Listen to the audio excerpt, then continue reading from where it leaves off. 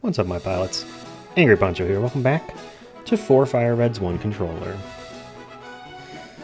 In today's episode, thrills, spills, action and adventure, and Diglett evolves into Drug Trio. So, we've gotten to the point where the only place we can go now is down into darkness, into the depth of Moria. And I don't like that, but that's all we got. So, basically, I'm not showing any of Rock Tunnel because it's just a bunch of random trainers, no particularly interesting items, and I didn't get flash, so it was literally like 30 minutes of me bumping into walls and looking at a map. And I actually got 3 out of 4 through on the first try, and then B whited out on a trainer battle, and I had to bring him through separately. Right after we came out of Rock Tunnel. I feel like everybody does that with Rock Tunnel. It's like, I'm just going to Google Rock Tunnel map, I'm going to bunk into all the walls and never come back here. Although in this case, we did come back just to catch a Machop for red. And it's being a little stubborn, so I'm just going to... I have no patience anymore, so I just hit speed up immediately and keep throwing Pokeballs. It's like, yeah, I mean, you can start killing my Pokemon, it's fine. It's not a Nuzlocke, I don't care. I'm just gonna catch you. Your fate is sealed, my friend. And now that that is done, it's time for something completely different. We're gonna head down south because I want to get the Super Rod. And we gotta head south from Lavender Town in order to pick it up. And along the way, we can fight some fisherman trainers. They're usually pretty easy, considering they're, you know, for the most part, they send out like Goldeen and Magikarp and Tentacruel. Not our biggest threats. Oh, I put this clip in because you can tell I was only looking at the bottom left or the bottom right screen because I tried to catch the trainer Pokemon. I threw a Pokeball in 2 of the 4 games. And then we got our first double battle, which I wasn't even sure was in this game, but there you have it. It's just 2 random people that are on a date, and then they accuse you of ruining his proposal. Unfortunately, we cannot get the Super Rod yet. We have to get the Poke Flute first to move this Snorlax out of the way. I thought you could reach it right away, but it's literally right past this. There's a house like 1 screen down where you get it. So I was a little annoyed by that, but we've got other stuff to do. Namely, we can head over to the Pokemon Tower. We can't actually make it to the top without the Sylph Scope, but our rival is already here, and he's ready to fight us.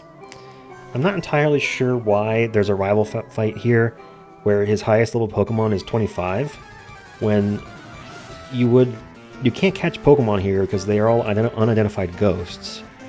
And then you have to, or maybe it's just the Marowak that's unidentified in Fire Red, I don't know. In Yellow, you can't catch anything here because they're all unidentifiable ghosts. So you have to go all the way over to the other half of the map and do stuff over there and come back with the Sylph Scope. And then you can suss out the ghosts and get the Poke Flute and blah blah blah. You know how it goes. Or maybe you don't. But suffice to say, it's a little weird that this rival battle is here at this low level when you wouldn't normally go here. I guess it's just optional. So here we are. Optional rival fight. And it's starting to get tricky. I think he still only has 4 Pokemon. He might have 5, actually. And most of our games have 4 or 5, but Blue in the upper right, we're still working on 3 over there. And I haven't even evolved my Nidorino into Nidoking yet. Yeah, he's got 5 Pokemon. And one of them is a Gyarados. So, he got rid of the Raticate and got a Gyarados. It's kind of a huge upgrade to your team. Yeah, this is slightly sped up here, so if it looks like it's going a little bit quicker than normal, that's why. I figured there's only so much I can say because when I'm playing, I'm not processing. I'm only processing about half of what's on the screen at any given time. So I'm gonna have to play much more slowly for the harder fights later in the game. And like for the Elite Four especially, I've been thinking about how we're going to manage that. And I think we just have to make a lot of money, which is easy because we have the Versus Seeker. We can fight the rich trainers over and over and make money. And then we can be the right level as we have our candies, that's not a problem. We can get access to TMs and such, that's not a problem. Again, we just need money. So I think we can totally make a strong team for the Elite Four. The question is just, how do we wield that team effectively?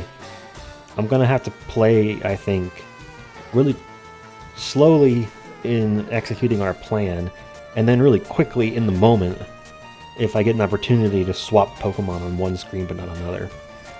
So I think it's gonna be interesting. It's gonna bring in some weird little bits of skill testing.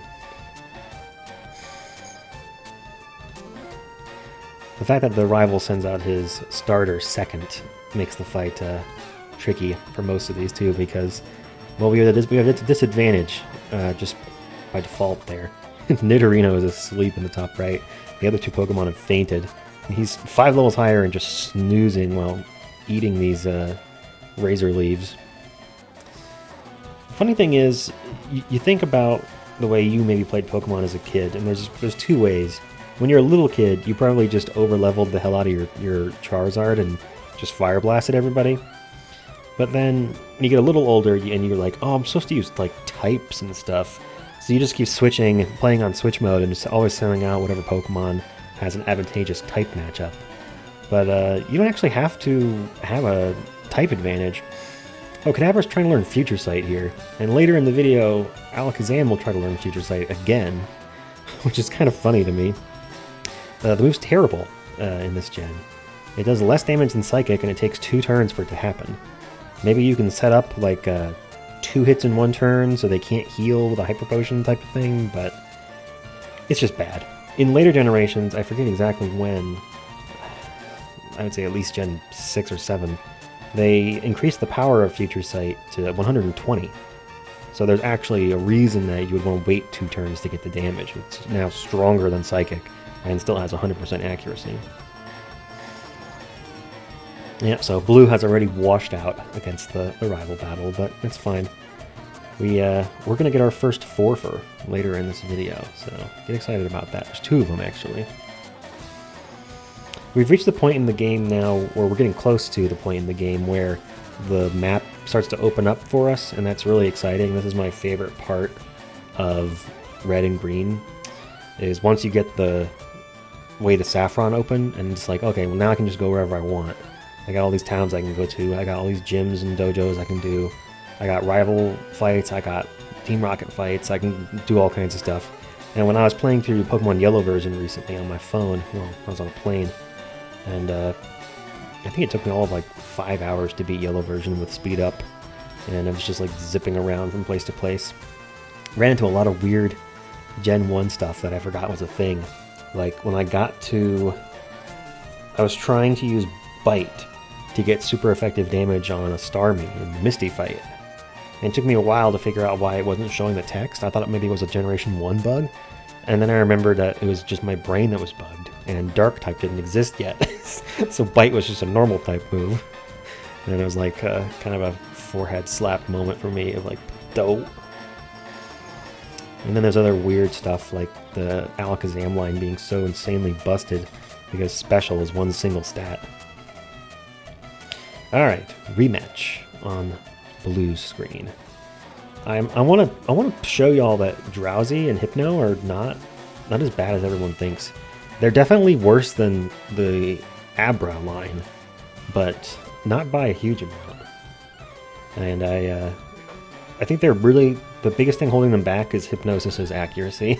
If Hypnosis was more consistent, stuff like Dream Eater would be so much better. Alright, so now we can see what Nidorino can actually do, which is solo a rival battle if he's not put to sleep. I just love it. Even through an Intimidate, Dig is still going to one-shot here because Nidorino is over-leveled. He's level 32. Somehow he's the highest level Pokemon on all 4 of these games. And I guess it's because that game only has 3, and he's the one we use the most in the like gyms 2 through 4 or so. The Poison type is just, and the moves that he gets are just good. So he just sweeps through once I can actually pay attention. Alright, so in this episode, there's going to be a whole bunch of inventory manipulation and shopping and stuff that I'm just not going to show. It's boring. Suffice to say, this is going to be like a 35-minute, 34 it looks like, minute episode. This was cut down from, I think, 5 hours of footage. And a lot of that was deliberately desyncing the games and going shopping, and you'll see some other stuff later. But for this one, we want to be synced, and so we can go get the tea from this old lady. And this is really the moment where it's coming out of Rock Tunnel is like a breath of fresh air, because it's like, now I can go through the underground path all the way over to Celadon City, which is what we just did. Go into this the Celadon mansion and chat to this old lady who gives us tea. And I was like, that's cool. Another weird thing I noticed playing through Yellow version, I went there to talk to this lady, and she just like said something nice about tea, but didn't give me any, and I was like, what am I doing wrong? And then I found out you literally just have to go to the rooftop of the department store and buy a lemonade, and then give it to the guard here. It's not like a special item like the tea is. It's just any drink from a vending machine will work. Or something like that. I got a lemonade and it just worked on mine. I was like, okay. I guess that's how that works. I didn't realize that was a thing they changed for the Gen 3 remakes, but it makes sense.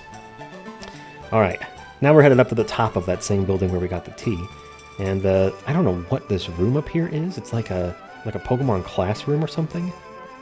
It's a little strange. There's just one guy up here. He has one desk, no students, and there's an Eevee on the table that we just take. I talked to him because I was like, does he have dialogue? Does he say something about, like, I'm giving away all my Pokemon, and here's my last one, you can have it? Nope. Just, there's an Eevee and we stole it. Okay. Alright, Green is picking up a Growlithe. Everybody gets a fire type. So we're going to have Charizard, Ninetales, Arcanine, and Flareon will be the 4 fire types across the games. Just because I like fire types. Not every game got a grass type, or a water type for that matter. You don't necessarily need them. It makes a strong core, but you can do it with other things too. So here we are on, who is that, Blue's screen, to pick up a Vulpix as well. It's interesting how many evolutions, I don't know if it's just a Gen 1 thing, or if it's just the ones that I picked for this run, but almost all of my Pokemon either evolve from a stone or from a trade. It's weird. Okay, so the menu in the top right there, I got every menu to look like that. Rare Candy, Super Potion, Revive, and then 2 different kinds of stones, and then everything else. So I got all the menus synced up now, so if we need to use a Super Potion in battle, we're going to Super Potion everybody. And then the rare candies are in the same place. So if we need to revive Pokemon, the revives will be in the same place. So we'll be able to go through and do a bunch of that stuff more efficiently in later fights. And it'll actually let us use Super Potions. So we go and talk to that guy down in the one of the rooms to the south of the game... What is this? The game corner? Yeah. And he gives us a coin case because he's getting out of gambling. So I went up to the counter, spent 10,000 Pokedollars, and got 500 coins. And then I put the game on 10 times speed and started mashing my way through gambling. And what you're seeing here is actually the first, I believe it's the first 4 minutes of my sped up gambling. It actually doesn't even look as fast as it actually is, because there's so many frames are being dropped because it's being sped up so much. But it's insanely fast. You're watching this at something like 30 times speed probably. And as you can see, the left games and the bottom games are both making money. Anytime you get 3 sevens, it's 300 coins. And yep, now Blue has it more too. It's totally consistent that you will make money gambling. It just takes a while. So you can buy 500 and then just spam it for an hour and you'll get money. Unfortunately, we want to buy a Dratini in the game where it costs more. So 4,600 is... Oh, look at that! We have 9,999 coins. How did that happen? It was like a glitch or something. Weird. So, of course, now we can purchase a Dratini from the counter up here after a little bit of desync with these 2 NPCs. Rooms with 2 randomly moving NPCs are the easiest place to desync in the whole game. A lot of the Pokemon centers are that way. Oh, did I not show getting the Dratini? I bought the Dratini. And I also bought all the TMs they had, and a Charcoal, a Mystic Water, and a Miracle Seed. All that from the Game Corner. So, in Yellow version and Red and Green, when you got the Lemonade, it opened up the guards for you, but you could also talk to this girl, and she would give you some really good TMs.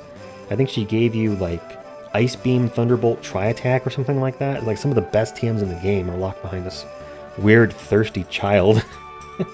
So they changed that. They put those TMs in the department store, and now she gives Light Screen, Reflect, and Safeguard.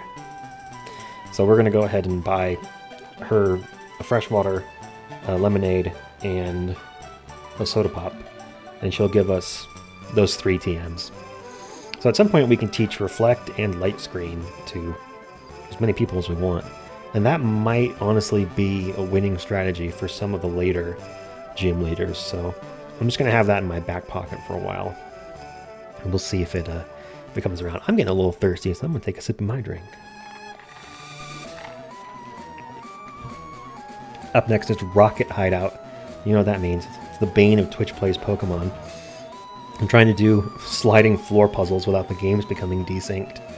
Honestly, they only desynced one time, and I was able to immediately fix it by bonking into walls, so it really wasn't that big of a deal. I did make the mistake of picking up all the items and stuff that I found in here, even though they're almost all garbage. So it's like, oh, you got an X speed. It's like, oh, you got a Moonstone. I don't need another one of those. So yeah, and there's no other really valuable items that I won't just call out. Oh, except for this one. This is fucking great. There's a rare candy here. Don't miss this. That's going to be really useful for us. I'm glad we picked that one up. Eventually, we make our way to the back. Like, I think it's the bottom, like, 3rd floor, sub-basement.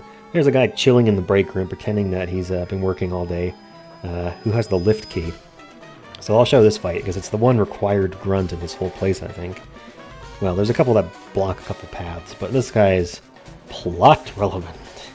He's got the lift key. I don't know why some random grunt is sitting around with the keys to the elevator.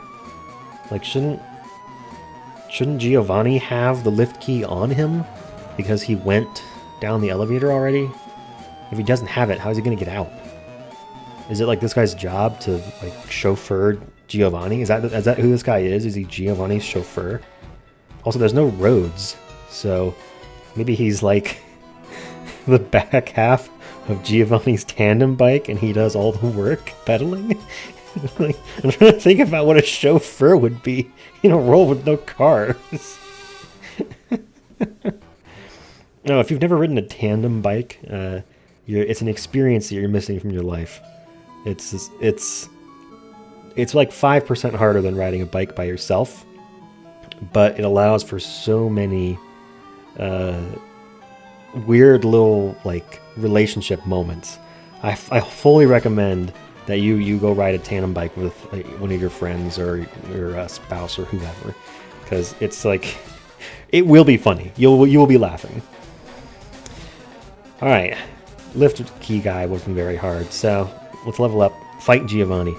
I actually haven't been using rare candies before any of these fights, just because they're all in, like, the mid-20s, and our Pokemon are already there. I think Giovanni goes up to 29, so I just let them ride. Wherever they're at is fine. I'm going to bump everybody up a little bit at the end of the video as we reach, like, the next tier of fights. But you can basically do this fight before or after Erica. They're basically the same difficulty. It's just up to you. And weirdly, Erica's gym is behind Cut, which is like, you had Cut when we fought Surge. Why is there another gym that requires us to have Cut? I don't get it. Mankey and Machop here are getting a lot of mileage out of Low Kick. That is so good against the Rhyhorns and the Onyxes and such that Giovanni sends out. I think it's even good against his Kangaskhan, who is also pretty heavy. I'm trying to think of other Pokemon. He doesn't have his Persian here yet, I don't think. I forget what his other Pokemon are. Probably a Weezing or some shit.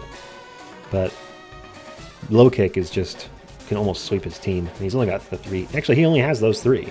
So yeah, Low Kick basically just sweeps his team. We're going to teach Seismic Toss over Fury Swipes. I have not yet, except once, I guess I should say, one time, I accidentally taught a move that I didn't mean to teach. I accidentally taught Kadabra Reflect on top of Psywave, or Psybeam. And it was just so... I was like, oh, that sucks. I'm not going to be able to get the Psychic TM for a while. I'm just going to reset. So I just reset that game and caught back up. Like, I'm not going to run around with a Kadabra that only knows Thief for the next 2 hours. Let's just not. Machop. Just acquired. Already evolving. Strong boy. Also, I was convinced that he and Mankey evolved at level 25. But they both evolve at level 28. Just like my Gen 1 trivia knowledge is not up to snuff, apparently. Butterfree is down there doing a reenactment of the Brock boss fight. Using confusion on rock types. And just hoping that they don't know a rock type move to one-shot you with. Spoilers, they don't. Either that or Giovanni's not smart enough to use it. Alright, Kangaskhan's. Green is already 1, so it's looking like it might be a 4 for y'all. We're all just down to Kangaskhan. And as soon as one battle finishes, whether it's a loss or a win, it makes it easier for me to focus on the other 3 a little bit more and play more optimally there. Oh, by the way, Butterfree learned Gust, which is great. I could finally forget Tackle and get another stab move. Also, I don't know if you noticed, but keep one eye out for me accidentally reading the computer on Green's game in the top left. It's kind of hilarious, and it's very appropriate for this Let's Play. Ooh, I think Doug Trio just got a win. Diglett, Diglett, Diglett. I remember in the anime, Diglett was one of my favorite Pokemon because they're just so like small and dorky. I just thought they were funny. And I remember, I don't know if this is accurate, but my memory is that when they move around, they, like most Pokemon, they say their name.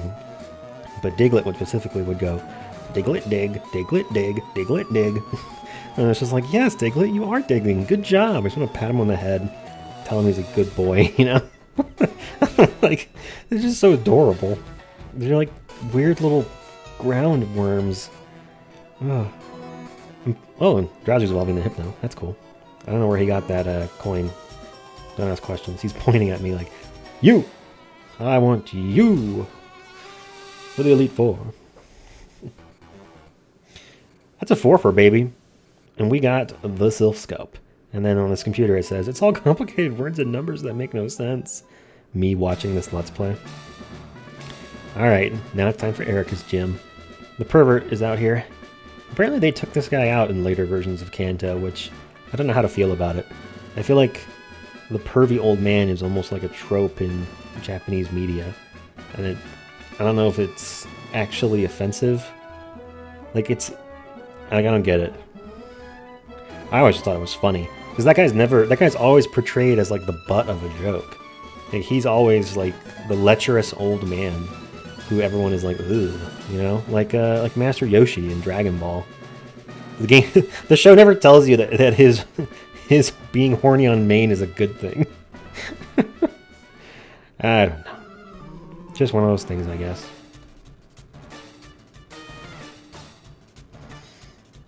Alright, now it's time for Erica. Her level cap is level 29, and our Pokemon are right around there, so I'm feeling pretty good about this fight, though, because grass types suck. They just straight up suck. And the grass types in Gen 1 are particularly bad because they all have, or most of them have, poison as their secondary type. And poison also sucks. So it just adds them to the list of Pokemon that die to Psychic. But also that poison means that they are now no longer resistant to ground type moves, one of the other best attacking types. So poison grass Pokemon they're truly like the bottom of the barrel for me.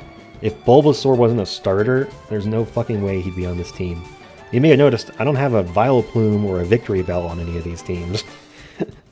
Grass Poison is a terrible typing, and the moves in Gen 3 are not good enough to make up for it. Not even close. I think, like, what would be the best type to pair with Grass? Probably Steel. Everything is Steel. It's either Steel or Dragon. Grass Fairy is probably good too. Trying to figure out what type is busted is really just a question of individual types. And if you put any busted type in, the pairing is probably busted too. Also, did I mention that the Dratini that we got knows Dragon Rage by level up? Even at level 30, Dragon Rage is still a range? No, it's not a range. It does exactly 40. Dragon Rage is still a 2-shot on most Pokemon. Like, I think Vileplume might have exactly 80 HP. It looks like that close. Oh, poor Eevee down Yellow's game. Just struggling. I didn't evolve either of them before this fight, even though Flareon would have been useful, just because I didn't feel like it. And we'll let it ride with Eevee for at least a couple fights so we can see them before we evolve them. And you didn't get to see as much of it, but I was running around with Dratini in front, clicking Dragon Rage on most of the fights through the Rocket Hideout, as well as the gym trainers here. Being able to play like quickly and recklessly because this is not a Nuzlocke is kind of like a breath of fresh air, to be perfectly honest. Things are going to get a little bit like tighter when we get towards the Elite Four, but up until then, it's just smooth sailing, baby. Look at that. Dragon Rage has already earned us the Rainbow Badge.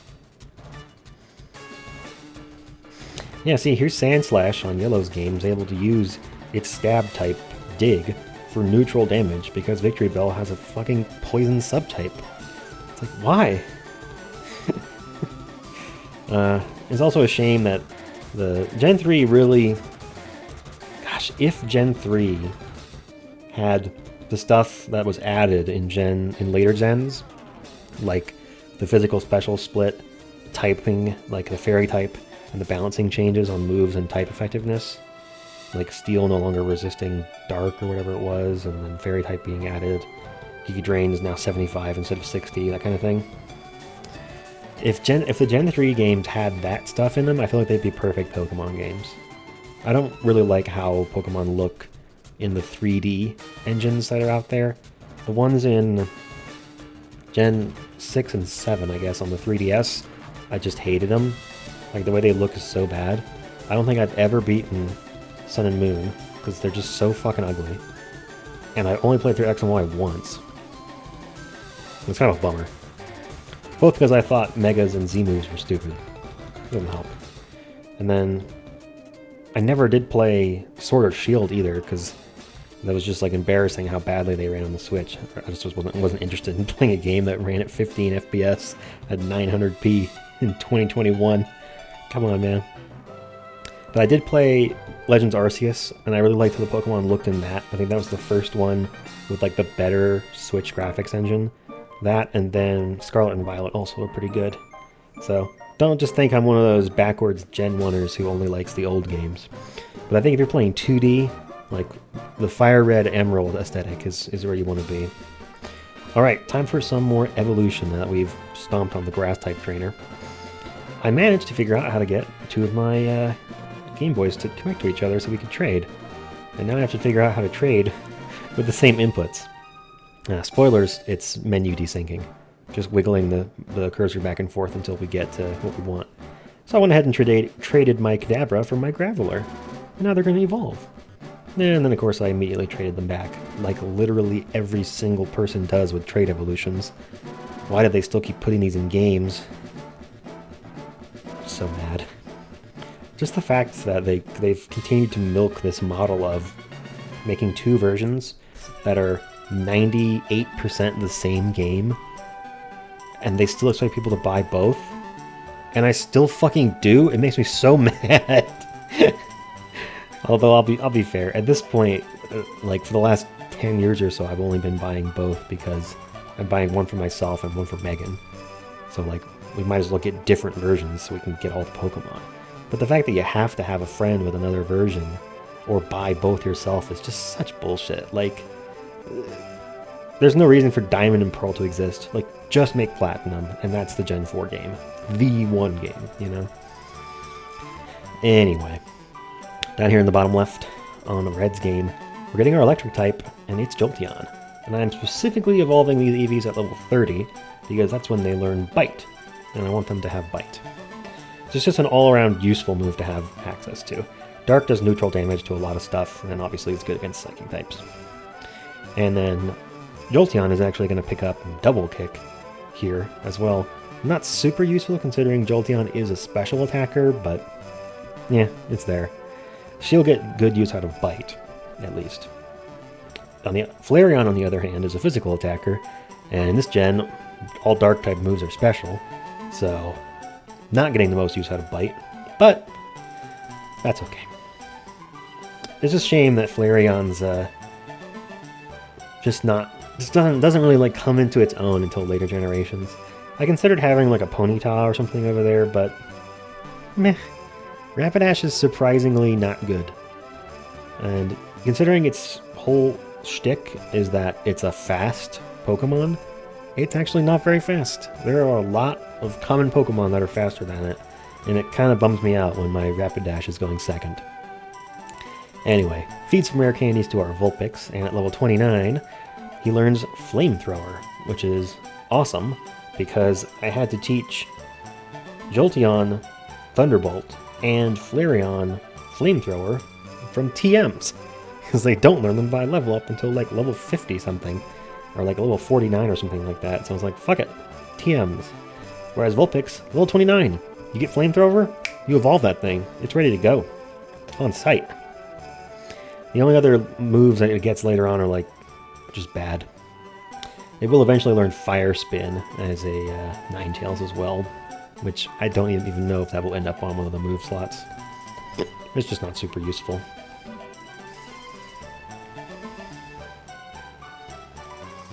And then I also am going to go ahead and evolve Nidorino now. I figure, you know, we're going to be going through in stages as we evolve our Pokemon. I'll probably let some hang behind. Like, I haven't bothered leveling up Mankey yet into Primate. It'll become more useful in later gyms. For the next couple, it's not going to be super useful. Poison and Psychic, and obviously both resisting fighting. It's like, eh. And then maybe we'll level it up and have it pummel all of the Hitmon Pokemon in the fighting dojo. That could be fun. Or we can just throw it in the box and use Hitmonlee. No, I'm going to keep this team the whole way through. The only question mark is Butterfree. Oh, you're also probably wondering how I'm going to get a Crobat, because Golbat doesn't actually evolve into Crobat until you unlock the national dex in this game. It's kind of crazy, right? I mean, maybe at the start of the next video, my Golbat will have randomly evolved off screen, but I doubt it. That seems really unlikely that it would just like happen off screen. It's just so suspicious that some sort of, you know, shenanigans were involved. Growlithe, also kind of an annoying stone evolution. I had to figure out when to evolve all these Pokemon, like what level was right. And for most of them it's like 25 to 30 is when you want to do it. But it's super annoying that they basically quit learning moves when they evolve. So it's just a question of how long do I deal with the baby Pokemon until, like, usually it's up until it learns its best move and then you just evolve it. But Growlithe doesn't actually get Flamethrower from level up, so TM that shit. It doesn't learn it naturally. It's like level 49 or something. Before this video ends, let's take a look at the Pokemon we've got right now. They're not all exactly the same level, but I'll just give you a little heads up here. So here's our first group. This is in no particular order, but you may notice that on each of these, I've made it so that their best stab moves are their first and second slot for the most part, and then their other utility moves like Poison Powder, Growl, Thunder Wave are down in like the fourth slot whenever possible. Actually fixed Pidgeotto after this, but that's the idea. So it's like, when in doubt, if we're stuck in a sink in battle, I can at least click the top left move and know it'll be a somewhat useful stab move. So right now Charmeleon hasn't learned Flamethrower yet, but he's going to learn it through level up, so I'm not in a rush. He can have Ember for a little while longer, it's fine. His moveset's still better than it was in Yellow. Pidgeotto's doing great. We're going to evolve that one by level up soon. Dragonair's got a long ass way to go, so we're probably going to teach him some more TMs as we go. And Butterfree has basically peaked. I think this is about as good as Butterfree gets. It's just going to be sliding slowly further and further behind the rest of the party as the game goes on, but I think it's good enough to keep the whole way around, so, you know, we'll see where we end up. Maybe some TMs later on will be a little better than Gust and Confusion. Alright, the next batch of 4, Ivysaur, Wartortle, Mankey, and Golbat. Mankey's our lowest level Pokemon. I'm probably immediately going to evolve him next episode because he's got 2 levels away. And he's just learning them fighting type moves, just doing his thing, just full monk. Ivysaur and Wartortle approaching their 3rd evolution, still holding on to those crappy mid-tier moves, but you know, we're going to be getting the Surfs and the Hydro Pumps and all that before too long, so no worries. And Golbat, definitely not going to mysteriously become Crobat the next time you look. Alright, Machoke, Nidoking, Jolteon, and Flareon. Jolteon and Flareon having Bite, Quick Attack, and a 95 base power stab move. Nice. They are set. Anything else they get from here is just going to be gravy. Machoke having some really good utility with Low Kick doing so much damage against those common rock and ground types. Seismic Toss being consistent damage, and then Revenge because they're pretty slow anyway. Nidoking is a TM king. He can learn so many TMs you would not expect. You can teach Nidoking Flamethrower, Ice Beam, Thunderbolt, Surf. Like every 95 base power move you could think of almost, Nidoking can learn the TM. But right now I've just got him with Dig, Horn Attack, and Brick Break. Well, of course, that goes without saying you can learn Earthquake. Arcanine, Hypno, Alakazam, and Raichu. Ooh, these are the hard hitters. Yeah, you can see the big difference right now with Hypno and Alakazam is that Hypno's moveset, it's really leaning on the Hypnosis being able to do something, and honestly, I'd rather have Recover, but what can I say, Alakazam's really good. Arcanine having Flamethrower is cool, and Stab move. Like, even if you're a physical attacker, Flamethrower is still a good move for a fire type to have. The special attack isn't that much lower, and the extra 50% damage you get from Stab makes it worth it. And then having a physical attack like Takedown to get in there for just regular damage is good too. He's eventually going to learn Extreme Speed. That's going to be very good. And Raichu knows Thunderbolt. Special attacker with Thunderbolt. What else are you going to get? Mega Punch, Quick Attack, Thunder Wave round out the set. Last batch of 4, Golem, Ninetales, Dugtrio, and Sandslash. Golem and Dugtrio are sitting pretty with Magnitude and, in Golem's case, Rollout, which is a great move for this particular run because I don't have to click anything once I first choose it. It just automatically continues using it for 5 turns. Ninetales has Quick Attack, Confuse Ray, Will-O-Wisp, and Flamethrower. Ninetales just has such a sweet learn set as a Vulpix. It has Confuse Ray and Will-O-Wisp and Flamethrower as level up moves before level 30. And Quick Attack for that matter. It's just a really good Pokemon. I don't know how good the stats are compared to some of the starters, but I think it's pretty, like, you know, B to A tier. It's good Pokemon. And just having those utility stuff on a fire type is pretty cool. Burning somebody and then giving them the confusion, pretty sweet. And Sandslash. He can use Dig and Slash. That's why we brought him. He'd be better if, you know, he learned some good ground moves by level up. Maybe eventually. Maybe someday, we hope. Yep, so that's where we stand here, about halfway through this game. I hope you guys are enjoying this, and I'll see you in the next one.